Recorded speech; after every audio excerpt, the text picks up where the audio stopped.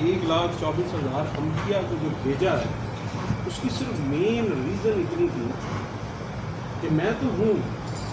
لیکن اگر میرے بندے کی مان لو گے تو سمجھو میری مان لو۔ وہ مولانا رومی کہتے ہیں نا، زندگی آمد برائے بندگی، بندگی بے بندگی شرمندگی۔ تو وہ اصل میں حقیقت یہی ہے کہ لوگ شاید بندگی کو سمجھتے ہیں کہ بندگی خدا کی عبادت کرنا، لیکن حقیقت میں بندے کی بات، جس کو اس نے اپنا بندہ بنایا ہے،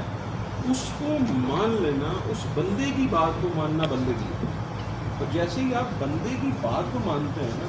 تو اس سے آگے آپ جس سے بھی جڑتے ہیں وہ آپ کی بات ماننے پر مجبور ہو جاتا ہے۔ دیکھیں مثال ایسی ہے، یہ صدر ہے آپ کی غزل میں، یہ رانا صاحب سے کچھ کہتے ہیں، ٹھیک ہے، یہ پنجاب لیول پہ ہے، وہ پاکستان لیول پہ ہے، ٹھیک ہے، یہ ان سے کچھ کہتے ہیں، یہ بندے ہیں، انہوں نے بندے سے بات کی، اب ان کی اپروچ جہاں تک ہے یہ وہاں تک بات کریں گے، ان کی اپروچ جہاں تک ہے وہ وہاں تک بات کریں گے۔ تو یہ ایک چین آف کمانڈ ہے،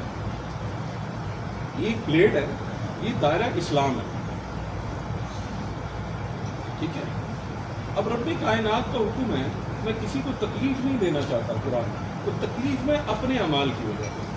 کیونکہ اسلام در حقیقت اس کا معنی ہی سلامتی ہے۔ جب تک آپ اس دائرے کے اندر ہیں تو اس کے لیڈر جو ہیں،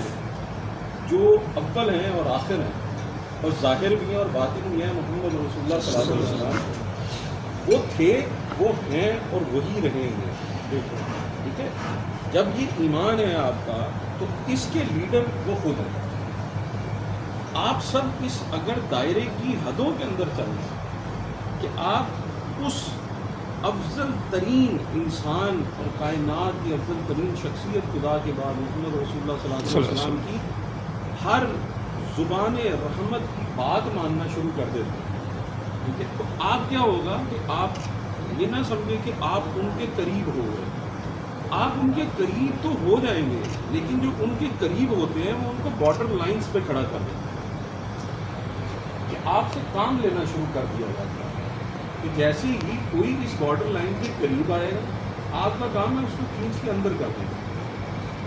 اور جو اس بارڈر لائن سے باہر کھڑا ہے